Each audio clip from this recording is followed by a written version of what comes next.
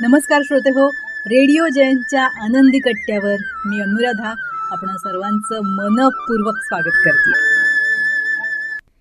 श्रोते हो, पोटाची भूक भागवण्यासाठी आपण रोज 2 वेळा जेवण करतो, पण या जेवणाचा आपल्या मनावर सुद्धा परिणाम होत असतो.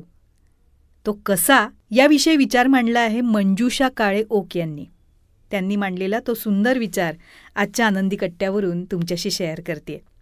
3 महिन्यासाठी एक प्रयोग करून बघा. सात्विक अन्न खाण्यामुळे आपल्यात एक प्रकारचा बदल दिसायला लागतो. कारण जसं अन्न तसं मन. सात्विक अन्न हे फक्त शाकाहारी नाही, तर ते ईश्वराचं स्मरण करून बनवलेलं अन्न असतं. जर आपण रागाच्या भरात स्वयंपाक केला असेल तर त्याला सात्विक अन्न नाही म्हणता येणार. म्हणून स्वयंपाक करणाऱ्यानं कधीही रागाच्या भरात उदास होऊन नाराज होऊन स्वयंपाक करू नये, अन्न शिजवू नये. तसंच स्वयंपाक करत असताना कधीही ओरडू नये, रागवू नये, भांडू नये.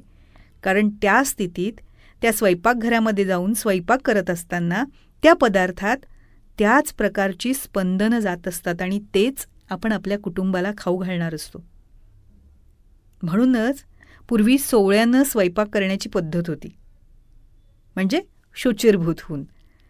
आता भोजन हे 3 प्रकारचं असतं. जे आपण हॉटेलमध्ये खातो, जे घरात आपली आई किंवा पत्नी बनवते, जे आपण मंदिरात अन्नकोटात किंवा भंडाऱ्यामध्ये खातो. या 3 भोजनांमध्ये वेगवेगळी स्पंदनं असतात बरं का. म्हणजे बघा, हॉटेलमध्ये पदार्थ बनवतात, ते विकत घेऊन खावे लागतात. ते आपण जर नेहमी खाल्ले ना तर ती स्पंदनं आपल्याला आंतरिक समाधान देत नाही. त्यामुळे कधीकधी आपल्याला त्या अन्नानं त्रास होतो. ते पदार्थ कोण शिजवतं, त्यावेळी त्याच्या मनात काय चाललंय, कुठला भाव आहे, हे सगळं अन्नात उतरत असतं आणि तेच संस्कार त्या अन्नावर होतात आणि तोच भाव आपल्यात सुद्धा उतरतो. आता घरात आपली आई किंवा पत्नी जे पदार्थ करते ती फार प्रेमानं करत असते. म्हणून त्या पदार्थात सात्विक स्पंदनं असतात जे आपल्याला समाधानी बनवतात. पण हल्ली काय होतं माहिती आहे, अनेक घरांमध्ये स्वयंपाक करायला स्वयंपाकी ठेवलेले असतात. ते स्वयंपाकी स्वयंपाक करतात, पण त्यांनी ज्या विचारानं तो स्वयंपाक केलेला असतो ते विचार कदाचित आपल्याला सुख देऊ शकत नाहीत. मुलगा जेवत असेल आणि जर तो आईला म्हणाला की आई मला अजून एक पोळी वाढ, तेव्हा आईचा चेहरा आनंदानं फुलून येतो आणि ती अजून एक पोळी त्याला प्रेमानं वाढते. त्यात तिचं प्रेम असतं, आनंद असतो.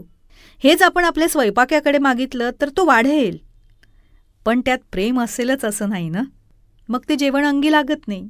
आता 3रा प्रकार म्हणजे मंदिरात अन्नकोटात किंवा भंडाऱ्यात आपण जे खातो तो देवाला दाखवलेला प्रसाद असतो. ती भावना प्रसादाची असते. ते अन्न ईश्वराला स्मरण करून शिजवलेलं असतं, म्हणून ते अन्न प्रसाद होत असतं.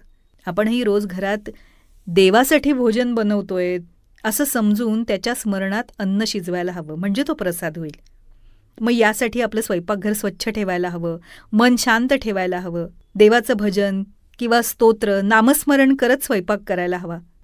त्याचबरोबर स्वयंपाक करत असताना देवाकडे प्रार्थना करावी की हे अन्न खाणाऱ्याच्या मनात एकमेकांविषयी प्रेम, वात्सल्य, आपुलकी, विश्वास निर्माण होऊ दे, मनात शांती निर्माण होऊ दे, सकारात्मकता निर्माण होऊ दे, तुझ्याविषयी श्रद्धा निर्माण होऊ दे. अशी प्रार्थना स्वयंपाक करताना आपण सगळ्यांनी मनातल्या मनात म्हटली पाहिजे. अन्नात जादू आहे आणि त्यावर स्वयंपाक करताना होणाऱ्या संस्काराचाही परिणाम होतो. स्वयंपाक करणाऱ्याच्या मानसिक भावभावनांचा, संस्कारांचा त्यावर विलक्षण परिणाम असतो. आणि सगळ्यात महत्त्वाचं म्हणजे भाजी असो, कुकर असो, काही असो, त्या पात्राला हात लावून म्हणा कृष्णार्पणमस्तु किंवा शिवार्पणमस्तु, नमस्कार करा.